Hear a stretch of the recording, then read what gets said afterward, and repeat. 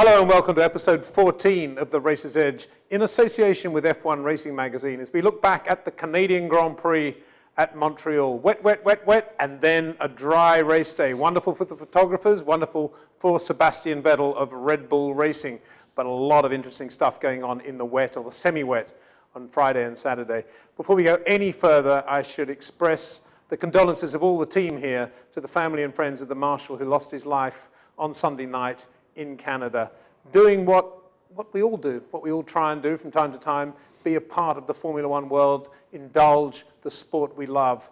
We don't know the identity as I speak of the Marshal, but we do know that it was just one of those accidents. So he dropped his radio, went to pick it up, and sadly was hit by one of the removing vehicles. Not much more can be said other than that. For sure, he was doing something he loved. It's a bit of a cliche these days, but what else can we say? Racing would not be what it is without marshals, without the voluntary work, and here one of them has paid the price.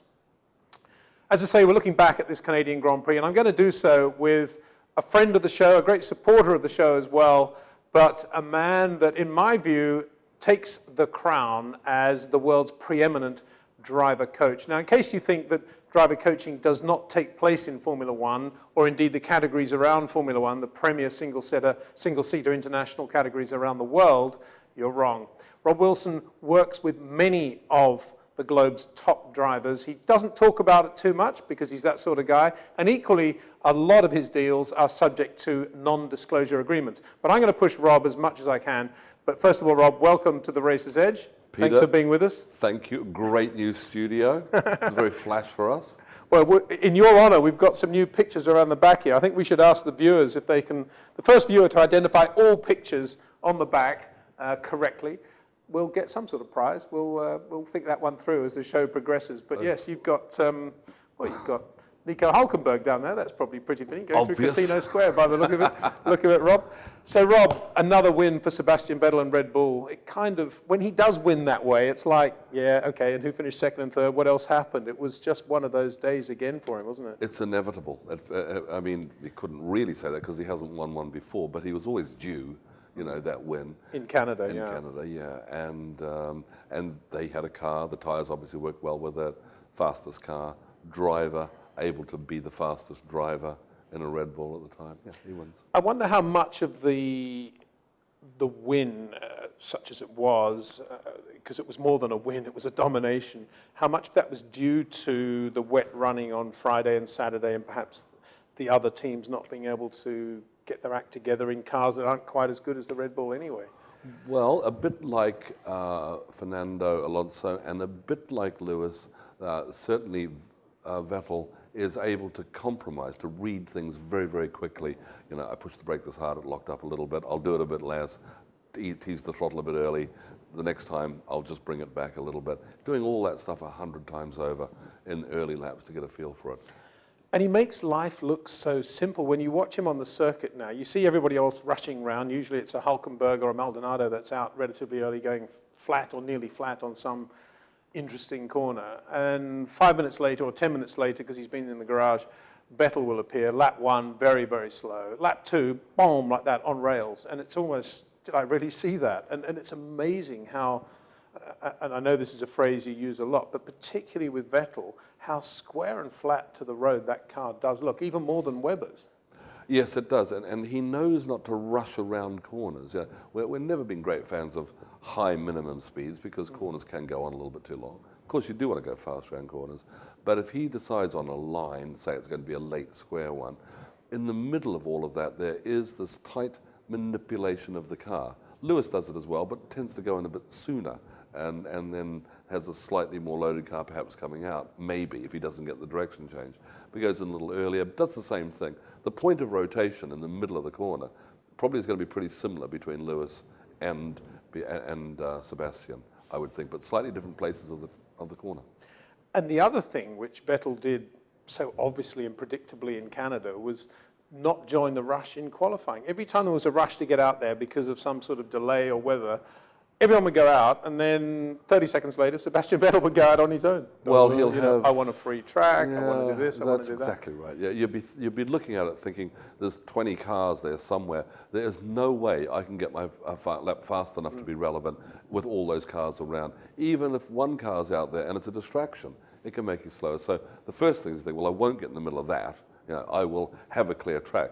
If it means I'm a bit late getting across the line to do it, well, okay, I wouldn't have got a pole anyway. But first of all, you want a circumstance that you can race in. And he has the mental capacity under pressure to think that way. And it looks a little bit as if he has that advantage over several other drivers.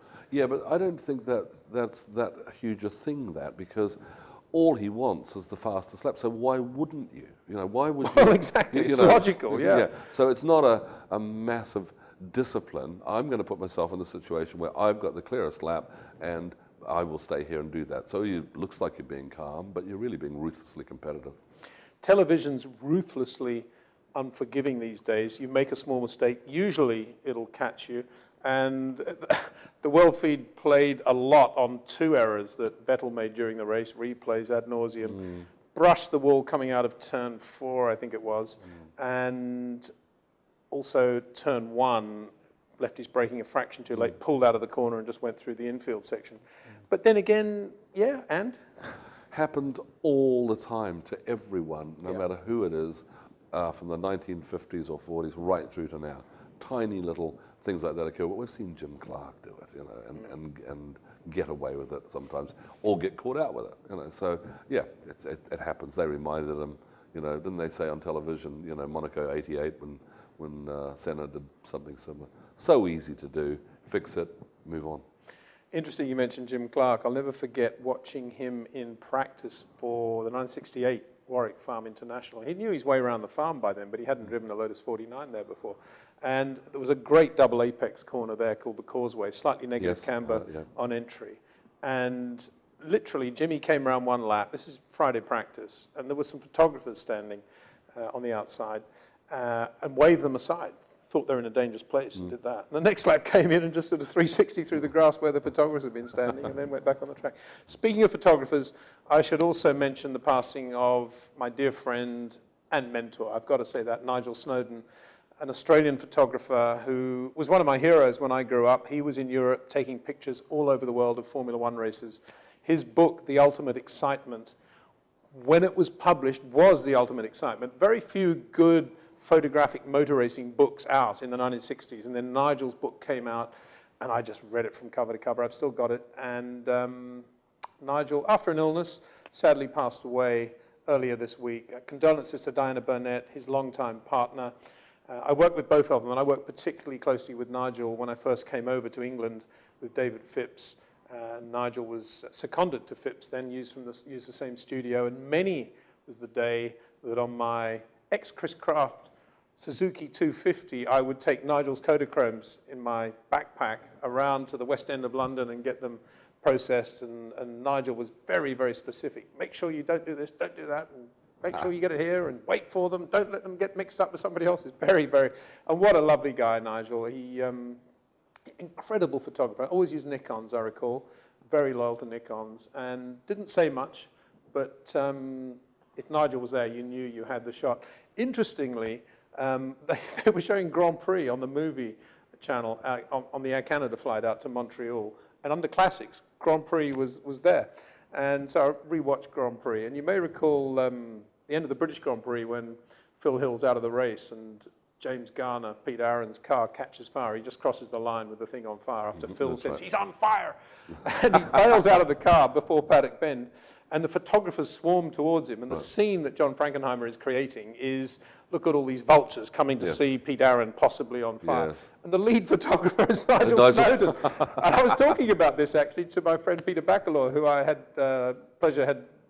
had dinner with in Canada. He used to write the Autosport reports for the Tasman series, and he used to room with Nigel at all those races. And Nigel used to fix up jobs for Peter and say, oh, I've just had a commission from Japanese Autosport, where it was, and I'm doing the picture, so you can write the article, Peter.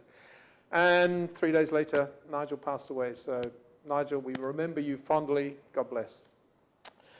Right. Let's talk about some of the drives of the race, and one of them, I think what Lewis Hamilton had, for sure Sebastian Vettel, but Lewis Hamilton, very good in a slightly below par Merc, as we know, but very annoyed that he didn't get the pole, and unsurprisingly, really. I mean, he was up Sector 1, Sector 2. Sector 3 was a little bit slower than the others relative to where it had been that session, and he just locked up the inside front coming into the last chicane, which was an error that really annoyed him, and you can imagine probably why it would have annoyed him.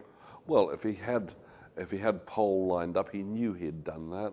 Of course you're going to be annoyed. You know, people can say, well, you're in a bit of a down mood. Well, that lap is everything. That's your life. You know, and especially as Nico had gone and got pole, you know, a race before.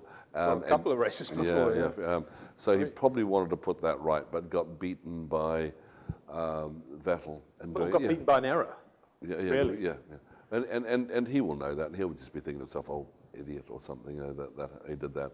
And then the thing with racing, you can't have it back. No. You can't push the video rewind and do it again. So yeah, of course. And you could see that adrenaline afterwards in the press conferences and all the rest of it, and the press were all saying, "Oh, why is he upset? What's he angry about now?" You know, the guy was just angry because he'd blown the pole out. Yeah. It's pretty logical. Yes, it is. And often, if you've been up in Sector 1 and 2 or something, you tend to sometimes want to superimpose that extra speed on the last corner that maybe didn't need it. He'll have plenty of time to reflect on that now, and maybe should have prepared for what was coming next. He'll know that. He doesn't need any advice on that. He drove beautifully in the race and was beaten in the end by, well, of course he was beaten by Vettel, he was beaten in the end by Fernando Alonso in the Ferrari, patently a better car in terms of the way it uses its tyres. But Lewis did very well. It was interesting, once he got passed by Fernando, how he just never gave up, and for 2 or 3 laps he was still there. It must have been very annoying for the Spanish bullfighter. But Lewis did a very good job there. But again, he was very irritated after the race, I think by the time he'd lost behind Adrian Sutil. And that was, it comes under the heading of naughty, probably. We know there's history between those two. Yeah. What was your take on that, Rob? Well, it would have probably delayed him a little bit. I don't know. I think the first place that he could move out of the way, I think Sutil did. He just stayed there for a couple of corners longer than the blue flags were suggesting. And so I think it was more of a statement from Sutil rather than, you know, I'm going to hold you up. Or rather that it actually held you up.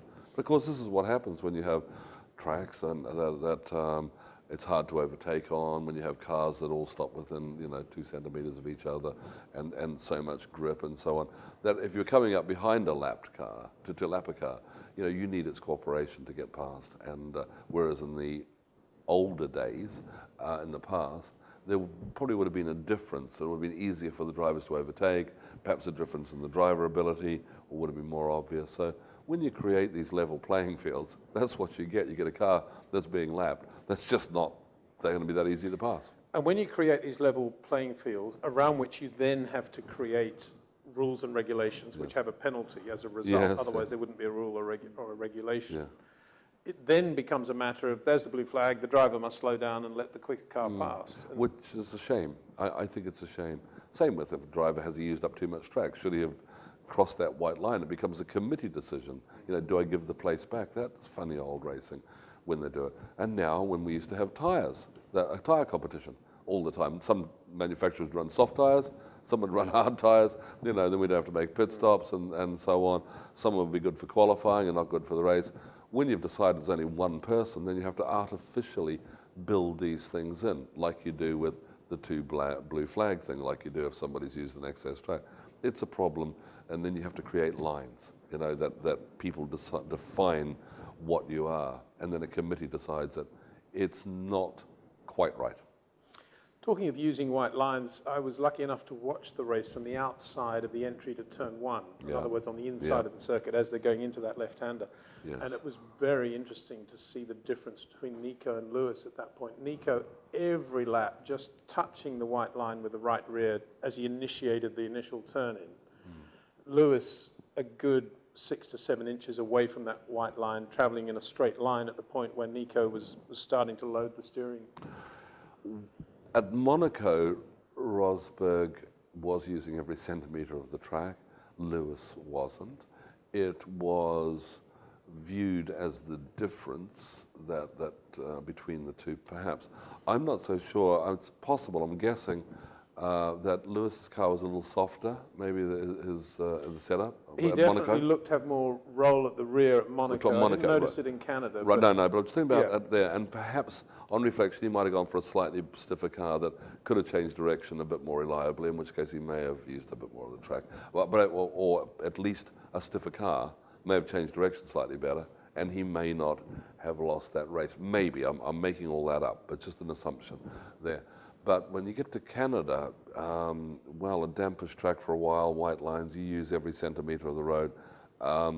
You could find yourself having a little moment turning in here, and so I would favour the Lewis way of doing it by leaving a small margin, because you just don't know when that's going to catch you out. In Rosberg's case, maybe the odd little slide, here, there, but of course he would have coped with that.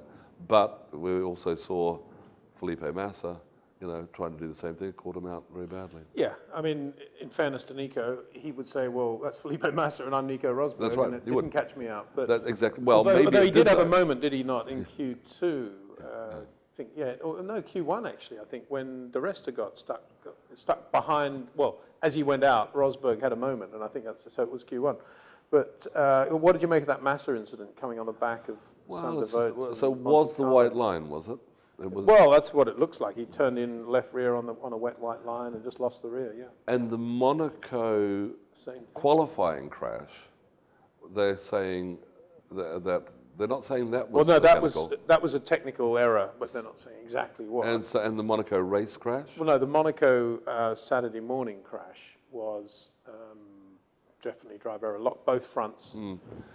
Because he went over a bump that he hadn't been going over before, braked slightly early, and locked both fronts, went into the guardrail on the left, yeah. And so it was bump related. I sometimes wonder with Massa, when he decides he's going to go faster or brake later, does he push those pedals a little harder? You've got to make sure that it isn't that. I'm going to brake later, so I'm going to brake harder, and or be a bit more sudden on the brake. And the resonance that can occur from that, you could tip the car in one way or another. And so it could have been just a line thing on the white line, or it could have been, I'm going to brake harder. And previously I hadn't. I'm not sure, but I would keep watching for that in him. Does he separate the fear from the feel? Jean-Eric Vergne again drove beautifully in the Toro Rosso. Very, very good race. Good qualifying and a good race. It was only just a couple of races ago that the general feeling was Daniel Ricciardo is quicker. Vergne may be a better race driver in different situations. But right now, you've got to say this guy's putting it all together in terms of lap time and consistency in the race. Wasn't it a good drive? It was almost anonymous. We weren't seeing a lot of him on the... Yeah, probably on television he wasn't shown much, but if you're actually at the racetrack and you just saw him coming round and pulling away from well-known names and just doing a very good job consistently. And now he's got Silverstone coming up, and I was watching him in qualifying at wet at Silverstone. Was it wet in qualifying at one point there? And watching that guy in the wet and qualifying on the limit, a bit over the limit, a real racing driver, I thought there. Now, whether that's economical enough to go fast, but there's a racing driver in there. Well, it's an interesting thing as well between the two Frenchmen, Vergne and Romain Grosjean. And right now, for the first time in a long time, you'd have to say that the stock is up on the side of Jean-Eric Vergne as the new French superstar. Yes, that's right. The problem is it's the Toro Rosso Red Bull thing, and as someone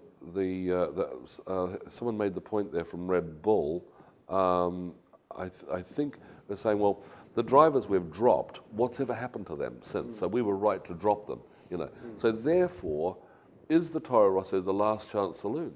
It should be the final step into the thing. But if that Helmut Marko made the point, he was justifying their sort of revolving door policy, where you failed, you're out. Okay, that's fine. You've had your chance, and that's entirely fair enough. And he then makes the point. Obviously, we're right, because what happened to the drivers after we dropped them? And you're quite right. Nothing happened. Well, they continued, but it was the sort of end of it. Is it the last chance saloon? For Eric Vergne, who's doing a brilliant job. Well, most drivers who have been dropped by Red Bull say that being signed by Red Bull was the worst thing that ever happened to him. So you're absolutely right there. From Alex Wurz downwards, interestingly enough, Alex has always between the lines. But on the other hand, then you'd say, look at Vettel and you know. But it's just a point. So therefore, whilst Grosjean has clearly disgraced himself on a number of occasions this year, he arrives in a Lotus team that looks like a 1972 Lotus, you know, because it's black and gold, a cigarette sponsor, and you know, saying this is traditional Lotus, but yet it's called a Lotus, and it looks like a quality team. It is. It was until recently second in the World Championship. He's out-qualified from time to time his illustrious teammate Kimi Raikkonen, and he's managed by, you know, very important people, you know, who are making a good effort. So therefore, he sort of has a momentum now. He's done his best to lose it, you know. I mean, he's really done his best to lose that job, but he still seems to have a career momentum to him, and where Vergne seems to be hanging on by the skin of its teeth. And well, let's see how that develops. Let's hope it works for him, because he looks like a real racing driver. He does. Yeah, I saw him in town in Canada on the Thursday in Montreal in one of the big department stores. He was just there hanging out with his engineer and buying a few shirts and just chilling out. He's just in some ways, he's a breath of fresh air, because he doesn't actually, I think, play the prima donna role too much, and he's a good guy. The other driver, I think, that deserves an accolade from Canada is the Finn, Valtteri Bottas. Now, not because of his race drive, although I think he drove as well in the race as he could, given the current state of the art of the Williams Renault. But in qualifying, this guy took this car to P3 on the grid. This means P3. This means doing the press conferences with Vettel and Hamilton. This is a serious thing. This is ahead of Fernando Alonso, Kimi Raikkonen, Mark Webber, the whole lot, Nico Rosberg. What a job he did. And Rob and I, I've got to tell you, Valtteri did not know that Rob was listening in on the conversation we had about to play now. But he mentioned Rob, so I brought him into the conversation halfway through. This is how it went. Well, Valtteri, thank you so much for joining us. I know you're on a busy day. Actually, just tell us what you're doing now. I think you're back in Finland, right? No, not yet. I'm still in England, going tomorrow. Okay. Because Sophie, the Williams girl, said that you were going to, I guess she's going with you, some sort of event on in Finland? Yeah, we have 2 days in Finland, tomorrow and Thursday, quite a bit of different media stuff, and some ice hockey and lake swimming and stuff like that. So. Excellent. And which is, from your point of view, which is the most appealing, the ice hockey or the lake swimming? Well, I'm looking forward for the ice hockey, because I haven't played for years, so it'll be interesting to see if I really can even stand up with skates, but we'll see. I'm sure you can. Valtteri, wanted to just say brilliant job in qualifying in Canada, just a superb effort. It's not often we see wild cards like that coming into play in Formula One, and to see it happen in difficult conditions, and a driver obviously maximizing those conditions, just wonderful to watch. So if we could just talk through, well, let's start on Friday, because your impressions, first of all, of the Montreal circuit and the race in general. Yeah. Well, from Friday, first time for me in Montreal, never raced there, just quite a bit of simulator work at Williams. So, and the track was quite well correlated in the simulator, because it was really felt like identical in the real track. So it was good start for the weekend on Friday. Of course, the weather was not great. We had some new bits to test, but it was mainly wet in the practices. So, but that was same for everyone. And immediately we saw that always when it was wet and more tricky conditions, we were looking not that bad. So we knew that if it's going to be wet on either Saturday or Sunday, it could be good for us. And I think you were coming off the Monaco weekend, where going back effectively to last year's nose, an aero did seem to give the car a bit more front end, and that seemed to be part of what was happening in Canada. You had a front end that you could work with. Yeah, we made a step forward. So comfortable with car, and it was a step, but we just need to keep making those kind of steps, and hopefully even bigger ones, because we are still in the race pace. We are still quite far away from top 10, so still a lot of work to do. Now, Saturday morning, I was watching out at turn 5, the very quick right-hander between the the slow chicanes. And you and Pastor, I got to say, you two guys were first drivers to be flat through there when it was very dodgy offline. It was still quite wet offline and not even completely dry online. But that made me think that you seem to have quite a lot of confidence on the fast corners. Yeah, it felt like, I think, it should be interesting to see with the new bits we have, and we're going to have even more. In Silverstone, we'll have more high-speed corners, see how the car works there. But yeah, definitely in Montreal, that kink, the car felt pretty good, and I think compared to other cars, what I saw, we were looking okay in high speed. So still struggling quite a bit in the slow and medium speed corners compared to the others. And then came qualifying. I was talking to a few of the teams before qualifying, and at Lotus, for example, the meteorological report was saying that it was going to be dry qualifying, and I guess a few teams thought that because a lot of you went out on dry tires and then came straight back in again. Yeah, it was. We tried to have a lap with slicks, but it was starting to rain more and more, so it was very, very slippery. So just had to come in immediately and pit for the rangers. And for those that aren't aware and imagine that Valtteri kind of lucked into a P3, let me say here that you were quick in all 3 sessions of qualifying, beginning in that Q1. So can you talk us through those? Let's talk through the Q1 lap, first of all, Valtteri. Q1, the track was improving a lot all the time. It was getting more and more dry. And we fueled for the whole session, and just going quicker and quicker lap by lap. And when there was a few minutes left, we changed to a new set of inters. So just to make sure we can get through to Q2, and had a nice lap when the track was at its best. Really nice lap, put everything together, and it was nice to see that we were so much in front already in Q1. Well, very, very simple words, a nice lap, which encompasses a million different movements, energies, and managements of the car. From where we were, I was actually watching turn 1, turn 2 there. You just looked very neat and tidy, getting the front end in nicely. It just seemed to be, more than anything, you didn't seem to be making a lot of mistakes. I guess that was one of the things that a lot of other drivers were doing. Yeah, I think, well, I've seen some replays after, and it seems like many drivers had a bit of an off, and I managed to get some consistent laps, and but I have to say also the team did a really good job. Always I was out with the right tires and right tire pressures and everything, and always had a good track position when the track was good, and everything just really came together. Well, I was talking to your tire man afterwards, and he said actually, and he was saying this in a very complimentary way, he was saying that at one point you came in and I think you wanted to move the pressures a pound or half a pound or something and did it, and then came in and said, no, that wasn't the right way to go, and you went back to square one, I think he said, something like that. Yeah, that's correct, yeah. So you were playing around with the pressures a bit?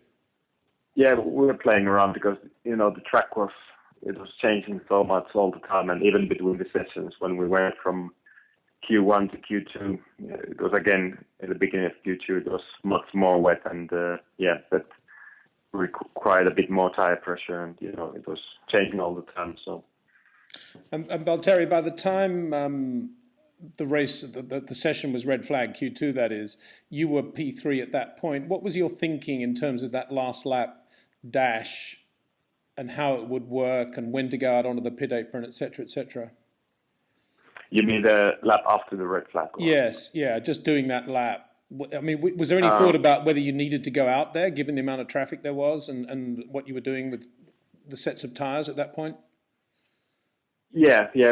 I think we had to go, because you never know, if the track suddenly improves a bit, then everyone else improves the lap time, and then you can still drop out from the top 10. So had to go for the lap, but was really just stuck in traffic, and the track condition was quite similar what it was before. So luckily I I had a very good lap before the red flag. So. Yeah, and we did see a couple of guys going quicker, Sutil, I think, and Ricciardo, I believe. What was it like on that pit apron there? A lot of cars going out. It was like a mass grid start. And how hot or cold were the tyres at that point, bearing in mind how long you'd had to sit there? Yeah, I think I was the last car in that line, and not ideal place to start a lap. But was standing there quite a while, and the tires they cooled down a bit too much, and also the outlap was really difficult to keep up the tire temperature because there was just cars in front, and everyone was trying to find a bit of a gap before the last corner, so it was not ideal preparation for the lap really. Well, you're used to all that from GP3. It reminded me of one of those GP3 sessions when you all went out 2 minutes from the end. Yeah, that's true. Yeah, but luckily those Pirelli inters and wets, the warm up is pretty good always, and especially in those conditions because there was some dry spots in the track, so that helped a little bit. And the conditions from where we stood, it was very difficult to judge how quick or slow the track was. It seemed at one point that it was raining quite hard on the pit straight, turn 1, turn 2, and yet the lap times were coming down in Q3. It was a very strange situation.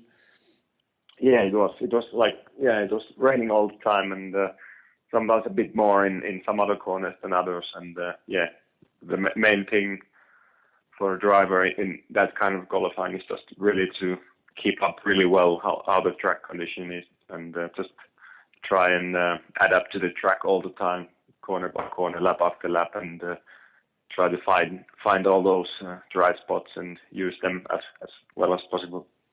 Which obviously you did. Could you pinpoint a corner or maybe a couple of corners where you felt you and the Williams were as good as anything out there? Well, I think found some good lines in the chicanes, like turn 1, 2, and turn 6, 7. I found some nice dry lines, and let's take an example of turn 7 exit. It was at the moment when you really want to pick out the throttle, it was quite wet, and it seemed that you were sliding towards the exit wall, but the track was improving a lot just next to the wall, so you could really, even though it first seemed like that you're going to the wall, but you just know that the car will grip before the exit.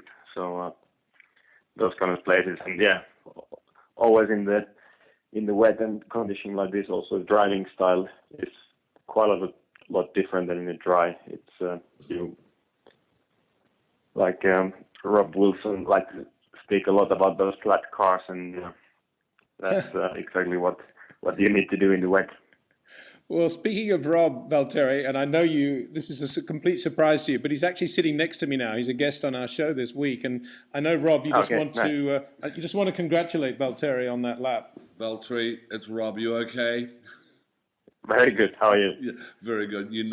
We watched everything, the whole race, in car, the lot, and just wanted to say, well done. It was everything you could have done. So I was just delighted, and we'll probably pop up to Silverstone and say hi and just cheer you along there. But fantastic race, Valtteri, and let's hope to see you soon. Yeah.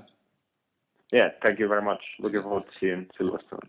And one other point, I spoke to Jonathan Eddles, your engineer, after, and he was effusive in his praise for the way you were driving. And I wonder whether people noticed when, I think Kimi was very close with you, and it may have been Sutil, you're just about on the inside of you going to the corners. You're never really sure have they got their nose there or not. And you left them room, you left them racing room, and then you've got a tighter left-hander because you did it, but you still just waited for the car to point that way and lost nothing. It was terrific to see. It was like a driver with 30 years experience doing that stuff. Terrific stuff. I'll get out of your way, Valtteri. I know everyone wants your time right now, but well done, and just wanted to say congratulations. Thanks, Rob. Thank you. And Valtteri, I'll let you go too, but just with one little quick summary of the race, if I can. Obviously, you didn't make a brilliant start, and I think everyone will forgive you getting swamped a little bit by the guys around you. But I thought it was quite interesting. After about 3 laps, you were able to hold your own relative to Jean-Eric Vergne, and these days that's saying quite a lot because we know how well the Toro Rosso is going and how well Vergne is driving. But there was a period of about 3 or 4 laps there where you looked pretty good in the very early phase of the race. Yeah. Well, the start was not the best. A bit of wheel spin there, and lost a couple of positions immediately. But had some pretty nice battles in the first lap, a little bit with Alonso and some other cars after. So well, yeah, and what Rob was just really saying, good close racing there. Sorry, I was just saying, Rob was just saying in traffic, but that battle with Alonso from the start, very, very clean, but incredibly close. Yeah, it was nice and clean, and yeah, also with Kimi after, and I think I had a same kind of moment in the chicane with Sutil, but he spun on the curb. Yeah. Yeah, but yeah. Is that the first time? Basically, sorry, I'll let you go. Yeah, the race after a few laps, it settled a little bit. I actually thought that it still could be a good race, but then when the others started to pit and we pitted and just couldn't keep up really anymore. We did everything we really could have done, and we've looked at the strategy. We did 2 stop, and even doing 1 stop or 3 stop, it would have not made any difference to the finishing position. So just really didn't have the pure pace in the end, and still quite far away from top 10. Yeah, and easy for me to say this, but it looked as if it was a less of a problem for you to get the options to work than to get the prime tyre to work. Yeah, the option tyre started to grain quite quickly from the rear, and especially mainly for me, because in the beginning I had to defend quite a bit, and sometimes you need to put some extra energy in the rear tires, what you wouldn't put if you were just driving along. So that didn't help. But after always, when we the last 2 stints with the prime tire, we had a little bit of tire warm up problems, but it seems like everyone else was struggling like us with that. The first few laps of every stint was not that easy. But otherwise the tires were quite consistent. But it's still it needs quite high management, and really need to always take care just to minimize all the energy spikes, and just need to be clean. Well, you did that. I think you did a very, very good job. Was that the first time you've really had any sort of race with Kimi? I think this year. Actually, yeah. Did you enjoy that? It was nice and clean. Yeah, I did. I did very much. And has the other Finn said anything to you since then? No, we didn't speak after. But well, you don't Finns really. You Finns don't really speak afterwards anyway, do you? Yeah, we can communicate without speaking, you know. And I saw your dad was there as well in Canada. That was nice to see, Rano. Yeah, and on that qualifying day, he had a birthday, 51st birthday. So yeah, he was happy, and it was nice to get that result on his birthday as well. Brilliant. Is he going to be in Finland now when you're there? When you're over there tomorrow? Yeah, definitely. Brilliant. Well, have a great trip there, Valtteri, and we look forward to seeing you at Silverstone. Best wishes to you and everybody at Williams. Great job. Well, for some of the weekend, but a lot more potential there now. Yeah. Thank you very much. Take care. Bye, Valtteri. Thank you. Thanks. Bye-bye. Bye-bye. Valtteri Bottas, and I didn't know that it was his dad's birthday. What a lovely thing. 51, was it? Yeah. Good stuff. And he used to be a top-class gymnast. You can see a fit guy, lovely guy. And that's Mika Salo in the picture with him as well. All the Finns were there after qualifying. What a good guy. That measured, calm cadence that he has, of course, driving a racing car is a very, not violent thing, but it's a very energized thing. And sometimes I have difficulty imagining Valtteri doing what he does in the car because he's so laid back when you talk to him. Well, he does the thing you've got to do, which is drive 3 cars at once. You know, when you work with drivers, you say, look, driving the racing car flat out, you know, that should take 60% of your brain.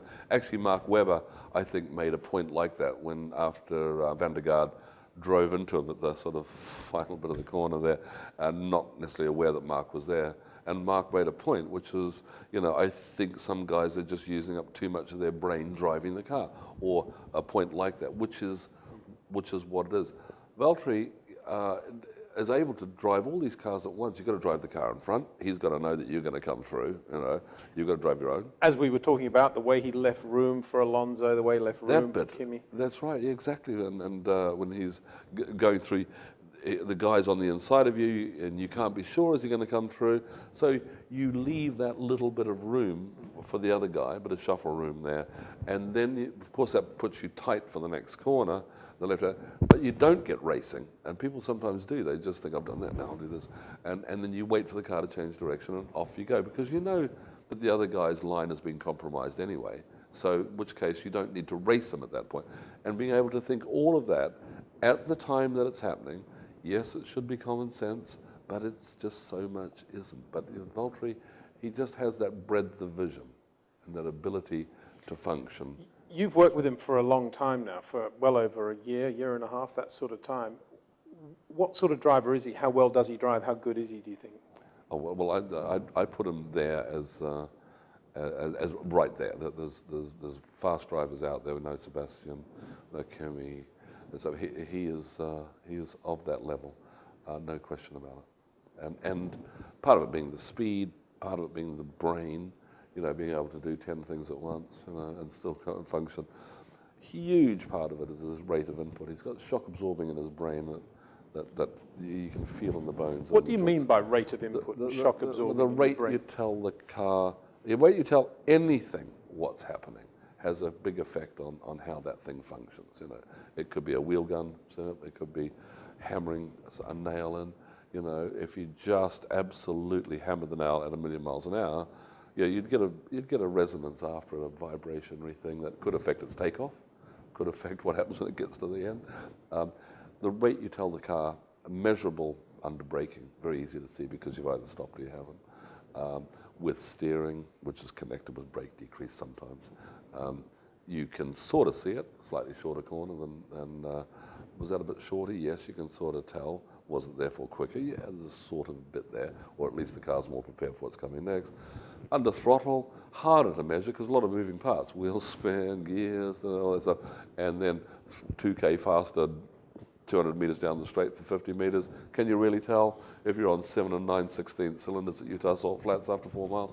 A bit harder to tell, but it's still there. And that is also all down to rates of input, or the rates that you ramp up the power, as certain people know by the way they do their torque maps, with engines and so on. You don't want full power immediately. You want drivability.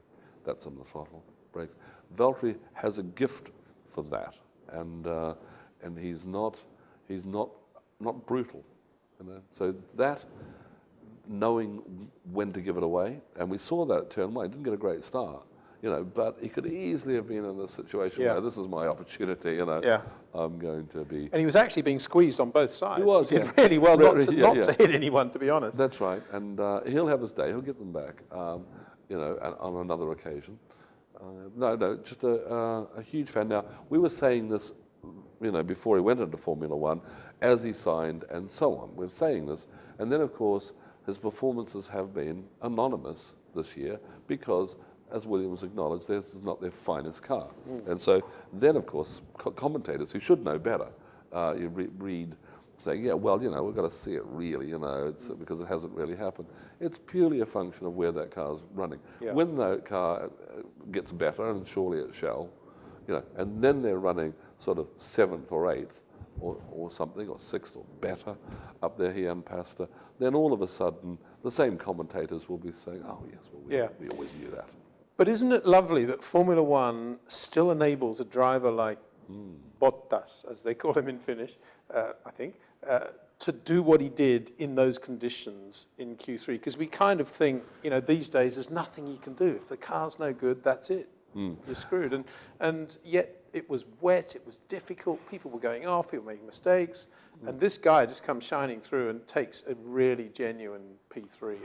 And it says a lot for the sport, actually. That still exists, that opportunity still exists. It does, and Vettel got the same thing with the Toro Rosso at Monza. Yeah. You know, it was not known as a winning car. That happened to work in favour in the race. Yeah. Okay, and so in Valtteri's case, it worked in qualifying. Yeah. But so every now and then something pops through that to the rest of the world goes, oh, you know what, this guy's good. And now everybody will, and I'm glad everyone will be celebrating it, but it's the old story. The further up the grid you go, the more friends you got. You would have loved the ends of his two Q2 and Q3 laps when he came out of that last corner with not having to worry about what was happening after the start-finish line and just kept the car absolutely straight, parallel to the curbs. I saw it, and straight line, yeah, they're very, very good. And Because you can lose revs. oh, yeah. Well, Kimi went across, but he had a reason for doing it because he was behind someone like Sutil, and I think he might have thought, I'll get more from the toe. We do say that, you know, if you've come out and the car's pointed that way because there was a bit of a slide, not much room to do that in Canada. That slide would probably be a right rear corner. But if it's that, well, go with it. It's whether you put a turn in the car or not, and you could do that. Or if there's a toe available, take the toe. Now, whether that worked in Kimi's favour, I'm not sure. He went faster. I hear it was, I don't think funny is the word, but it was definitely an emotional, interesting debrief after qualifying in Montreal at Lotus F1. The Romain Grosjean bank of computers and engineers, the Kimi Raikkonen bank of computers and engineers, everybody interconnected with headsets and radios. And Kimi began it, as I understand it, basically saying, the car's been rubbish for 9 months in the wet and it's still rubbish. And that was sort of deathly silence. And where should we go from here? And of course, he was actually quite annoyed, partly because of that, partly because I don't think he wanted to go out in the rush. I think he wanted to stay Vettel-like in the garage and go out slightly later. But they put him out in the rush and convinced him it was the right way to go. You know, no criticism at all for anybody in the Lotus F1 team. I have total respect and admiration for everybody in that team. I love the team. But, you know, drivers aren't always in sync with what the engineers want to do. And I think it was a fairly fraught day for the Kimster. But how would you compare Kimi's driving with Bottas? Because they were actually together in the race. It was quite interesting for a while, wasn't it? We talked about it in the conversation. They are very similar. They have a similar feel about them. I know that Valtteri's inputs were a lot punchier in his earlier days, perhaps, than Kimi's. Now, I think Valtteri is right there. The gift, I think a big Kimi gift, doesn't look like it when he's trying to make a Lotus on frozen cold tyres work around a hairpin. But it has a real gift for feeling as the weight comes down on the driving wheel, that the throttle is ramped up in concert with that, you know, whereas, which is why he would have used less traction control than Montoya when they had traction control days at McLaren, and can make his tyres last. He has a real harmonisation with the surface. Kimi's a little bit more of a straight liner than the driver than Valtteri. I think Kimi's about halfway between Vettel and Lewis in those terms. I think Valtteri is in inputs as good as any of them with those very, very top drivers, with the rates of input, and with his manipulation closer to Lewis, I think. Closer to Lewis.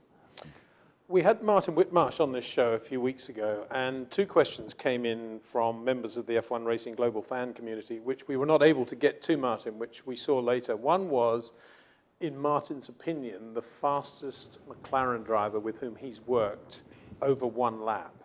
And we put that question to Martin in Canada, and the answer came back, Mika Häkkinen. Interesting. You don't talk about Mika that much, Rob. You're absolutely right. Maybe we should. He's a fairly anonymous character, but I mean, he's helping Valtteri, you know. Yeah, absolutely. That's one of the reasons I mentioned it. Now, he used to say, why should I? I'm not quoting him exactly, but why would you speak? Just because why give information to other people? Yeah. You know, so say nothing. And he was very good at that, saying nothing. And although he came out with a classic one, so I remember in Canada when he was out qualified by both Michael and Ralph. Okay. And this is when the when the Williams BMW was obviously a very quick car.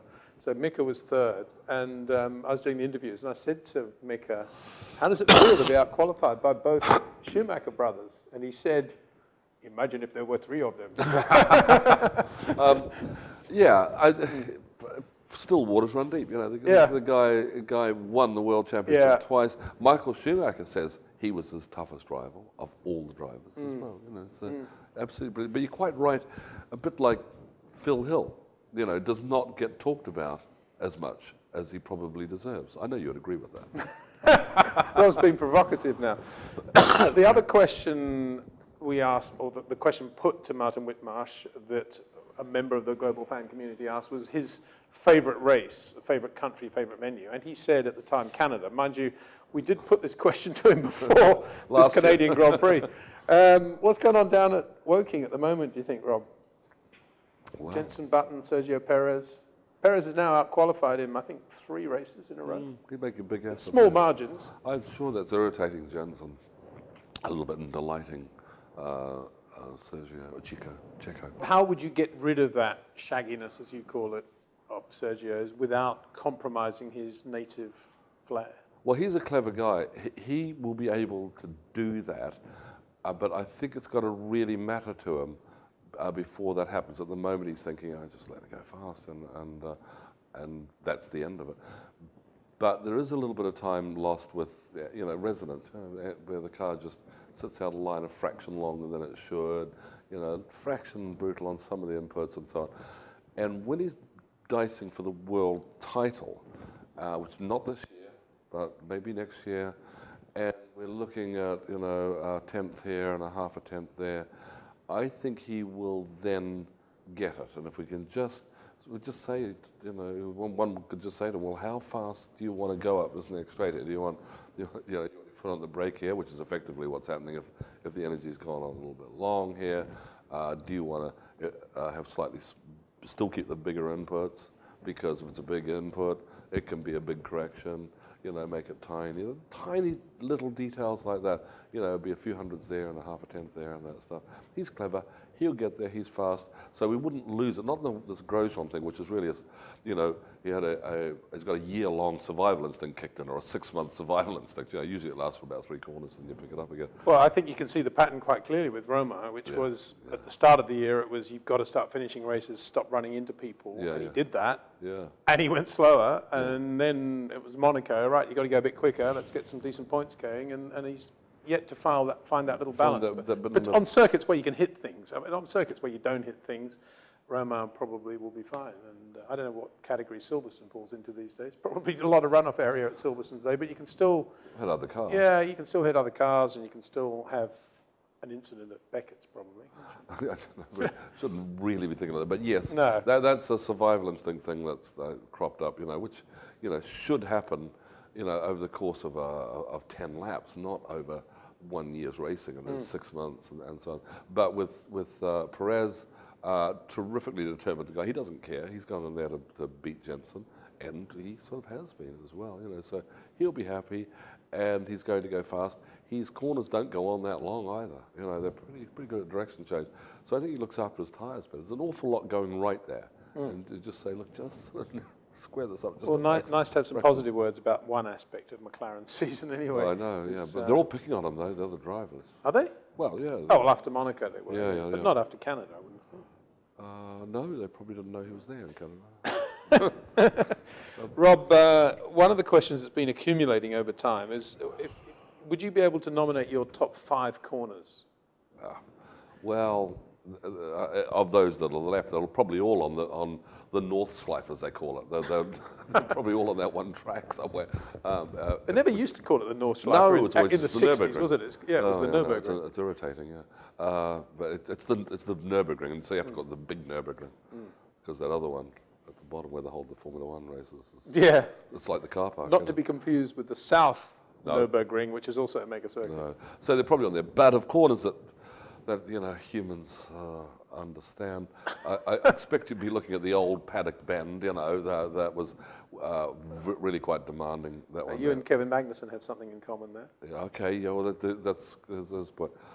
I reckon the second best It's turn two, turn two, Darlington Motor Speedway in, I think it's South I Carolina. can't be serious. No, now, truly, it's a fantastic. I race these Bush cars, Bush and NASCAR, and it's a 1.3 mile oval, Darlington, remember it's called, and it's a D-shaped oval. So D for Darlington. D for Darlington, that's right. Yeah. And then so it goes around that, and it just squares off a little bit on exit of turn two, and every driver gets the Darlington stripe, which is the one on that side there. And even I was there, and that's even quite a long time ago, probably more than 20 years or maybe more. And a car run by Derek Cope, who won the Daytona 500 about 1990 as well. Good guy, really good guy. And it was his car, it was in a Ford Thunderbird. And then the average speed was like 158. This is a 1.3 mile oval. This is like the size of Mallory Park. It's there. And 158 mile an hour average or something. Wow. And it was really exciting. And by the way, just the way we're sitting here now, I think we used to learn that the Euro drivers always sat like that. But if you're a NASCAR driver, NASCAR driver, yes. I think that's something to Says do with it all. the Darlington. So I think Darlington. What's a Kiwi do? Well, he'd be like this, but he'd have no shoes on. We know one, don't we? Off they come. So I would say, so that track was exciting. Wow. I know you don't often think that of as an oval, but I like that one. And then, of course, it's so blooming hard there these days because I think it was like Magnussen was saying that Eau Rouge fine in the wet maybe. Yeah, in the dry it's boring. The dry it's boring, yeah. And because it's more like this now, it used to be, a true corner would be if I'm coming up to this and if I try and take this flat, I'm going to die. And one lap later, you decide, but if I have to lift, life isn't worth living anyway. And so you did it, And then you thought, well, if that worried me, it's going to worry that guy. And they would become your favorite corners, the corners you're worried about the most. The kink at Road America after the carousel, it's about, I don't know what this was, about turn 10 or something. It was fast, but it was really only exciting on lap one on the colder tyres with full tanks. If you could get that flat on lap one and almost whatever you're in, then you pulled out a bit of a lead on the run down to Canada corner, which virtually was in Canada, especially if you missed your braking by too much. And that was always the big thing. I'm going to take that corner flat on lap one, as long as you're sort of in the lead, because you'd bump into the guy in front of you. And if you weren't, and getting through that, you'd look in the mirror and think, yeah, you do that. Those are old war stories, amazing. Pick those three. And of course, the rest would be from the great New Zealand tracks like Bathurst. Great tracks out there. Yeah. What about that famous corner where you had that spin with Nigel in F3? Cool. It was Goodwood corner at Thruxton. Yeah, just before church. Yeah, that's because I was getting a tow from PK Senior, and Nigel was getting a tow from me. And I thought we're not going to lift, through here. And of course, I got a bit of push or understeer. We didn't think it was push in those days. And Nigel got the same. We both went off, and then we both spun across the whole field of Formula 3 cars, and no one hit us. And we ended up on the grass on the inside. And then we drove out of there. And then the race started for like 48th place. Good corner? Good corner. Church? Good corner, church. When it had the bump, it still got a bump, but in 78 or whatever, it had a real bump, And so that was always a big hero moment. I'm not going to lift. And another question that came in, Rob, was if you could have dinner with any driver, past or present, yes, who would you choose? Well, I think I've already had it, and I think it's Phil Hill. Really? Yeah, world champion 61. I got his autograph when I was 13, when he came into the Tasman series. He was terrific then. I stayed in touch with him all the way through that as I grew up, and then ended up seeing a lot of him in America. Terrific driver, son Derek, I trained him. And I spent a lot of time with Phil Hill, both here and in the USA. And he was very kind to me, and we spent a lot of time. Very clever, interesting guy, and an extremely good driver. And so I loved the time with him. As he proved well beyond Formula One, when we were all kind of thinking it was Phil's twilight years. He came back in the Chaparral and cars like that and just looked brilliant. Well, I used to talk to him mostly just about the Formula One, but he didn't like me bringing up the Cooper years. So why did you bring up the most miserable time of my life, you know? Because they found that he was running on something like 8/10 throttle, you know, that the mechanic had not done that right, and he got all the way through to Austria or somewhere before, and then the car crashed because of a hay bale that rolled onto the track and in Phil's path. But up to then, he'd done the whole season on about 8/10 throttle. 8/10 throttle. Those things used to happen. Happened to Trevor Taylor at Monaco in '63 as well. Yeah, and so that was anyway, much more reliable era in which we live these days, and the racing at Silverstone, the next Grand Prix on the calendar, going to be classic. No question about that. Again, the weather will probably come into play. But the reason I'm so excited about it is because we have 2 live shows of the Racer's Edge planned for the Silverstone weekend from the fan village there near Whittlebury Hall, that is, near the Beckett's exit. Lots and lots of fans going to be camping there. We've got a system in terms of who can come into the area where we're going to be doing the live shows. That's on Thursday night and Friday night. We're going to be live streaming at 7 o'clock for about an hour. And we're going to have lots of special guests. I'm not going to go through them now, but it's going to have traction, these 2 shows. You will love them. I know that. But then afterwards, we're going to have a live band called Grand Prairie. And if you enjoy the little intro we have for the show, it was written by this gentleman next to me? Or yes, and my friend, co-written myself, my friend Steve Elson, so the 2 of us on that. Played by you. Tell us a little bit about Grand Prairie. Well, it's been together for about 30 years, so it's time warped. And 7 of us in it. Jenny sings, and 4 of us sing. So it's got saxophone, keyboards, guitars, and things. And we play about 100 places a year in all the worst places. But we do pop across to America once a year, and we've been on there with the Bear family, who own New Hampshire International Speedway until recently, and NASCAR folk. And so we play there, and there we go on with Aerosmith, Willie Nelson, all these unspeakably famous people, and we're the warm-up band, and then Good we're the stuff. mop-up band. And you've got lots of closet F1 fans as well. I mean, Jock Clear is Jock one Clear's of them. coming along to sing on that night. He says Elvis Presley songs. This is the race engineer of Lewis Hamilton. Exactly right. Peter Van Manen, McLaren. Christian Horner's a bit of a fan. He's Mustang Sallied at some point in his life. Adrian Adrian the same, yeah. And Spy says you were at Mallory Park relatively recently as well. Ex-John Cannon, Jaguar D-Type. Remember John Cannon? I do. He won the Formula Junior race of the 63 Players 200 meeting at Mosport, about which I've just written in my blog about Jim Clark's 63 season.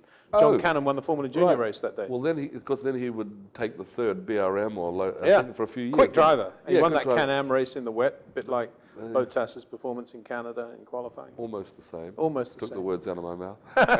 and he did the Tasman Series, Formula 5000. Yeah. So, and anyway, so a friend of mine, Gavin Pickering, bought this car, and we set it up maybe a year ago, and then he went and won his class, or he won the Le Mans Classic in it a year ago, or 2 years ago. So anyway, it's coming up again, so I just set it up again, blow the tyre pressures up a little bit, or whatever you adjust on these cars. Just made sure it was okay to win. Wonderful. Yes. Rob Wilson, who is going to be performing live, not only in the Racer's Edge as part of our panel, our team, and you're going to be invited to ask questions live during the show. That's what these special shows are all about.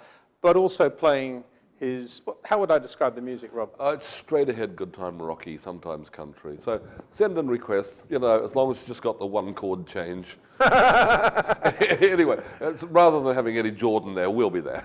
Rob, a great pleasure to have you on the show. Before I finally say thank you to you and goodbye, I just want to also say a big thanks to Corey Pesaturo, who a very good friend of mine, who I met actually on Twitter, a Formula One fan, but he happens to be a musician as well. He is the world champion accordionist. Oh. And it's not a squeeze box anymore. You can actually have Corey in the background of a restaurant, and you would think it was a 6-piece jazz group playing, or So was rock he or playing whatever. instead of us? He played at an event I did in Canada with Davide Valsecchi. Talk about obscure names coming out of the sky. But anyway, I wanted to thank Corey because he brought up from his home in Rhode Island a CD I've long wanted to own, which is a Sterling Moss's commentary at the time of the 63 US Grand Prix at Watkins Glen. Oh. Absolutely brilliant. And Sterling begins by saying something like, Well, I'm going to go to the order of cars here on the entry list, not in order of number, just the order of my notes here. And the first car is Mark 24 Lotus, driven by Jim Hall, with a Hewland gearbox, 5-speed Hewland gearbox. It goes on. It's in the car start coming out of the pits, completely drowning. Poor Sterling. It's just a brilliant CD. You've got to get it. But thanks, Corey, for that. Thanks for getting it. And that was, I actually met up with him on the BlackBerry stand in downtown Montreal, where I spent a very fun afternoon after qualifying with Sam Bird, who also will be in one of the two shows we're doing at Silverstone, either on Thursday or Friday, to be confirmed. But Sam, as the third driver for AMG Mercedes Petronas, got it right, is very good at talking us through the start technique with a steering wheel in front of him. So that's one of the things that Sam's going to be doing there. Not to be missed. But in the meantime, Rob, thanks so much. Well, Sam can count the band in if he's that good at Well, it. yeah. Like 1, 2, 3, He 4. can, yeah. I'm sure Sam's music taste will be possibly slightly different. But anyway, we'll see. imagine it. Well, he's pretty cool, Sam. He's got the old Dr. Dre headset and the whole, he looks. He'd be singing cool German guy. folk He's a songs cool by guy. now, wouldn't he? Well, he's a big friend of Michael's, actually. In Well, there you Revealed go. there, he was talking about how he went skydiving with Michael Schumacher before the Oompa, Canadian Grand Prix last year, jumping out of planes. Oh. He'd never done it before. Michael just does it like, it's just brushing his teeth. I in the think water. Sam made me listen to some groups like, would it be the White Stripes or the... White Snake, maybe? No, not White Snake, no, White Stripes. I think it's And time the to go. Stripes. Rob, thank you so much for joining us on this episode of The Races Edge. It's been a lot of fun. Next week, we will be back next week with a look at the Le Mans 24 Hours. I have a long interview with Alan McNish. I say long, it's about the time it takes to drive from Monte Carlo to Cannes in an Audi road car, reasonably quickly in a lot of rain, but with some traffic. For the period at the time it took, I spoke to Alan about Le Mans, really, driving at Le Mans, driving for Audi, and also a little bit about his career and life as well. And then we talked to Craig Scarborough about Le Mans car technology. All Le Mans next week. Looking forward to it. See you then.